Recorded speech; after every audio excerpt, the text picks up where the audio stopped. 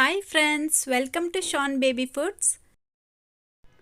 ನಾನಿವತ್ತು ನಿಮಗೆ 8 ತಿಂಗಳಿಂದ 2 ವರ್ಷ ಒಳಗಡೆ ಇರುವಂಥ ಮಕ್ಕಳಿಗೆ ಒಂದು ಪೌಡರ್ ರೆಸಿಪಿನ ಶೇರ್ ಮಾಡ್ತಾ ಇದ್ದೀನಿ. ಈ ಪೌಡರ್ನ ನೀವು ಮಾಡಿಟ್ಕೊಂಡು ಯಾವಾಗ ಬೇಕೋ ಆವಾಗ ಇನ್ಸ್ಟೆಂಟಾಗಿ ಗಂಜಿ ಮಾಡಿ ಪಾಪುಗೆ ತಿನ್ನಿಸ್ಬೋದು. ಈ ಗಂಜಿನ ನೀವು ವಾರದಲ್ಲಿ 2 ಅಥವಾ 3 ದಿನ ಮಕ್ಕಳಿಗೆ ಮಾಡಿ ತಿನ್ನಿಸೋದ್ರಿಂದ ಅವರ ತೂಕ ಹೆಚ್ಚಾಗುತ್ತೆ. ಅದರ ಜೊತೆಗೆ ಅವರ ಬೋನ್ಸ್ ವೀಕ್ ಆಗದೆ ಇರೋ ಥರ ಚೆನ್ನಾಗಿ ಸ್ಟ್ರಾಂಗ್ ಆಗಿರೋದಕ್ಕೆ ಇದು ಹೆಲ್ಪ್ ಮಾಡುತ್ತೆ. ಸೊ ಬನ್ನಿ ಈಗ ಮಾಡೋದು ಯಾವ ರೀತಿ ಅಂತ ನೋಡೋಣ.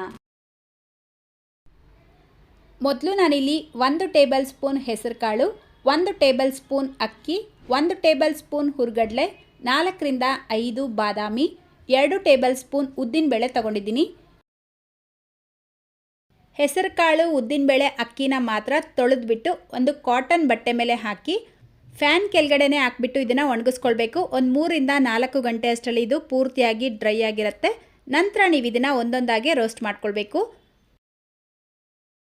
ಮೊದಲು ನಾನಿಲ್ಲಿ ಉದ್ದಿನಬೇಳೆನ ರೋಸ್ಟ್ ಮಾಡ್ಕೊಳ್ತಾ ಇದ್ದೀನಿ. ಉದ್ದಿನಬೇಳೆನ ಮಕ್ಕಳಿಗೆ ಕೊಡೋದ್ರಿಂದ ಅವರ ಬೋನ್ಸ್ಗೆ ತುಂಬಾ ಒಳ್ಳೆಯದು. ಅವರ ವೆಯ್ಟ್ ಇನ್ಕ್ರೀಸ್ ಮಾಡೋದಕ್ಕೂ ಈ ಉದ್ದಿನಬೇಳೆ ತುಂಬ ಹೆಲ್ಪ್ ಮಾಡುತ್ತೆ. ಸೊ ನೋಡಿ, ಲೋ ಫ್ಲೇಮ್ನಲ್ಲೇ ಇದನ್ನು ರೋಸ್ಟ್ ಮಾಡ್ಕೊಳ್ಬೇಕು. ಈ ರೀತಿ ಲೈಟ್ ಬ್ರೌನ್ ಕಲರ್ ಆಗಿದ ತಕ್ಷಣ ಒಂದು ಪ್ಲೇಟ್ಗೆ ಹಾಕಿ ತೆಗೆದಿಟ್ಕೊಳ್ಳಿ. ನೋಡಿ, ಇದೇ ರೀತಿ ಎಲ್ಲ ಪದಾರ್ಥಗಳನ್ನು ಒಂದೊಂದಾಗಿ ರೋಸ್ಟ್ ಮಾಡಿ ತೆಗೆದಿಟ್ಕೊಳ್ಬೇಕು. ನಾನಿಲ್ಲಿ ಮನೆಯಲ್ಲಿ ನಾರ್ಮಲ್ ಆಗಿ ಊಟಕ್ಕೆ ಬಳಸುವಂಥ ಅಕ್ಕಿನ ಯೂಸ್ ಮಾಡಿರೋದು. ನಿಮ್ಮ ಹತ್ರ ಏನಾದರೂ ಕೆಂಪು ಅಕ್ಕಿ ಇದ್ದರೆ ಅದನ್ನೇ ಯೂಸ್ ಮಾಡಿ, ಮಕ್ಕಳಿಗೆ ಅದು ಇನ್ನೂ ಒಳ್ಳೆಯದು. ಸೊ ನೋಡಿ, ನೆಕ್ಸ್ಟ್ ಈಗ ಹೆಸರು ಕಾಳು ಹಾಕ್ಬಿಟ್ಟು ರೋಸ್ಟ್ ಮಾಡ್ಕೊಳ್ಬೇಕು. ಹೆಸರು ಕಾಳಿಗೆ ಬದಲಾಗಿ ನೀವು ಹೆಸರು ಬೇಳೆ ಬೇಕಿದ್ರೂ ಯೂಸ್ ಮಾಡ್ಬೋದು. ಇದರ ಜೊತೆಗೇ ಬಾದಾಮಿ ಮತ್ತು 1 ಏಲಕ್ಕಿ ಹಾಕ್ಕೊಂಡಿದ್ದೀನಿ. ಏಲಕ್ಕಿ ಫ್ಲೇವರ್ಗೋಸ್ಕರ ಹಾಕ್ಕೊಂಡಿರೋದು. ಇದನ್ನು ಜಸ್ಟ್ 1-2 ಸೆಕೆಂಡ್ ರೋಸ್ಟ್ ಮಾಡಿಬಿಟ್ಟು ಹುರ್ಗಡ್ಲೆ ಸೇರಿಸ್ಬಿಟ್ಟು ರೋಸ್ಟ್ ಮಾಡ್ಕೊಳ್ಬೇಕು. ಹುರ್ಗಡ್ಲೆ ಆಲ್ರೆಡಿ ರೋಸ್ಟ್ ಆಗಿರೋದ್ರಿಂದ ಇದನ್ನು ತುಂಬ ಹೊತ್ತು ರೋಸ್ಟ್ ಮಾಡಬಾರ್ದು. ಜಸ್ಟ್ 1 ಸೆಕೆಂಡ್ ಬಿಸಿ ಮಾಡಿಕೊಂಡ್ರೆ ಸಾಕು. ಹುರ್ಗಡ್ಲೆ ಗಂಜಿನ ಮಕ್ಕಳಿಗೆ ಮಾಡಿಕೊಡೋದ್ರಿಂದ ಮಕ್ಕಳ ವೆಯ್ಟ್ ಗೇನ್ ಚೆನ್ನಾಗಾಗತ್ತೆ. ಡಾಕ್ಟರ್ ಕೂಡ ಇದನ್ನು ರೆಕಮೆಂಡ್ ಮಾಡ್ತಾರೆ. ಸೊ ನೋಡಿ, ಈ ರೀತಿ ಎಲ್ಲ ಪದಾರ್ಥಗಳನ್ನು ರೋಸ್ಟ್ ಮಾಡ್ಕೊಂಡಿದ ನಂತರ ಇದನ್ನು ಪೂರ್ತಿಯಾಗಿ ತಣ್ಣಗಾಗೋದಕ್ಕೆ ಬಿಡಬೇಕು. ಎಲ್ಲ ಪದಾರ್ಥಗಳು ತಣ್ಣಗಾಗಿದ ನಂತರ ಒಂದು ಬ್ಲೆಂಡರ್ ಜಾರ್ಗೆ ಹಾಕ್ಬಿಟ್ಟು 1 ಟೇಬಲ್ ಸ್ಪೂನ್ ಕಲ್ಲು ಸಕ್ಕರೆ ಸೇರಿಸ್ಬಿಟ್ಟು ಇದನ್ನು ನುಣ್ಣಗೆ ಪೌಡರ್ ಮಾಡ್ಕೊಳ್ಬೇಕು. ಕಲ್ಲು ಸಕ್ಕರೆಗೆ ಬದಲಾಗಿ ನೀವು ಬೆಲ್ಲ ಬೇಕಿದ್ರೂ ಸೇರಿಸ್ಕೊಳ್ಬೋದು. ಬೆಲ್ಲ ಸೇರಿಸ್ಕೊಳ್ಳೋ ಹಾಗಿದ್ರೆ ಆರ್ಗ್ಯಾನಿಕ್ ಬೆಲ್ಲನ ಯೂಸ್ ಮಾಡಬೇಕು, ನಾರ್ಮಲ್ ಬೆಲ್ಲನ ಯೂಸ್ ಮಾಡಬೇಡಿ. ನೋಡಿ, ಇದನ್ನು ಈ ರೀತಿ ಸ್ವಲ್ಪ ನುಣ್ಣಗೆ ಪೌಡರ್ ಮಾಡ್ಕೊಳ್ಬೇಕು.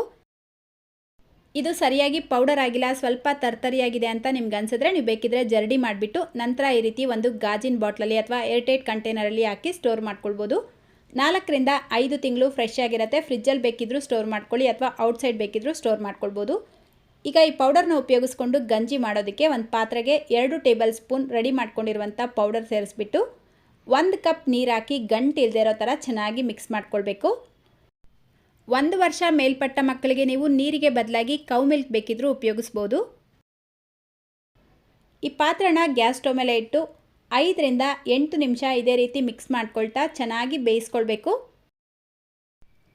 ಲೋ ಟು ಮೀಡಿಯಮ್ ಫ್ಲೇಮಲ್ಲೇ ಬೇಯಿಸ್ಕೊಳ್ಳಿ. ಚೆನ್ನಾಗಿ ಮಿಕ್ಸ್ ಮಾಡ್ಕೊಳ್ತಾ ಇರಬೇಕು, ಇಲ್ಲಾಂದರೆ ಗಂಟು ಆಗಿಬಿಡತ್ತೆ. ಆಲ್ರೆಡಿ ನಾವು ಇದರಲ್ಲಿ ಕಲ್ಲು ಸಕ್ಕರೆ ಸೇರಿಸ್ಕೊಂಡಿರೋದ್ರಿಂದ ಸ್ವೀಟ್ ಇರುತ್ತೆ. ಸೊ ಎಕ್ಸ್ಟ್ರಾ ಸ್ವೀಟ್ ಹಾಕೋ ಅವಶ್ಯಕತೆ ಇಲ್ಲ. ನೀವು ಕಲ್ಲು ಸಕ್ಕರೆ ಸೇರಿಸ್ಕೊಂಡಿಲ್ಲ ಅಂದರೆ ನೀವು ಬೇಕಿದ್ರೆ ಇವಾಗ ಡೇಟ್ಸ್ ಸಿರಪ್ ಬೇಕಿದ್ರೂ ಯೂಸ್ ಮಾಡ್ಬೋದು. ಸೊ ನೋಡಿ, ಕರೆಕ್ಟಾಗಿ 7-8 ನಿಮಿಷಕ್ಕೆ ಇದರ ಕನ್ಸಿಸ್ಟೆನ್ಸಿ ಸ್ವಲ್ಪ ಗಟ್ಟಿಯಾಗಿರುತ್ತೆ. ಸೊ ಈ ಕನ್ಸಿಸ್ಟೆನ್ಸಿ ಇರಬೇಕಾದ್ರೆ ಗ್ಯಾಸ್ ಫ್ಲೇಮ್ನ ಆಫ್ ಮಾಡಿಬಿಟ್ಟು ಒಂದು ಬೌಲ್ಗೆ ಹಾಕಿ ಪೂರ್ತಿಯಾಗಿ ತಣ್ಣಗಾದ್ಮೇಲೆ ಪಾಪುಗೆ ತಿನ್ನಿಸ್ಬೇಕು. ತಿನ್ನಿಸ್ಬೇಕಾದ್ರೆ ನೀವು ಬೇಕಿದ್ರೆ ಸ್ವಲ್ಪ ತುಪ್ಪ ಸೇರಿಸ್ಬಿಟ್ಟು ತಿನ್ನಿಸ್ಬೋದು. ದಿನದಲ್ಲಿ 1 ಟೈಮ್ ನೀವು ಇದನ್ನು ಮಾಡಿ ತಿನ್ನಿಸ್ಬೋದು. ಸೊ ಇವತ್ತಿನ ಈ ವೆಯ್ಟ್ ಗೇನ್ ರೆಸಿಪಿ ನಿಮ್ಮೆಲ್ಲರಿಗೂ ಇಷ್ಟ ಆಗಿದೆ ಅಂತ ಅಂದ್ಕೊಳ್ತೀನಿ. ಇಷ್ಟ ಆಗಿದ್ರೆ ಲೈಕ್, ಶೇರ್ ಮಾಡೋದ್ರ ಜೊತೆಗೆ ಚಾನಲ್ಗೆ ಸಬ್ಸ್ಕ್ರೈಬ್ ಮಾಡಿಕೊಂಡು ಪಕ್ಕದಲ್ಲೇ ಬರೋ ಬೆಲ್ ಐಕನ್ನ ಕ್ಲಿಕ್ ಮಾಡಿ ಆಲ್ ಅನ್ನೋ ಆಪ್ಷನ್ನ ಕ್ಲಿಕ್ ಮಾಡ್ಕೊಳ್ಳೋದ್ರಿಂದ ನಾನು ಯಾವುದೇ ವೀಡಿಯೋಸ್ ಹಾಕಿದ್ರೂ ನಿಮಗೆ ನೋಟಿಫಿಕೇಷನ್ ಬರುತ್ತೆ. ಸೊ ಇದೇ ರೀತಿ ಮತ್ತೊಂದು ರೆಸಿಪಿಯೊಂದಿಗೆ ಸಿಗೋಣ. Thank you.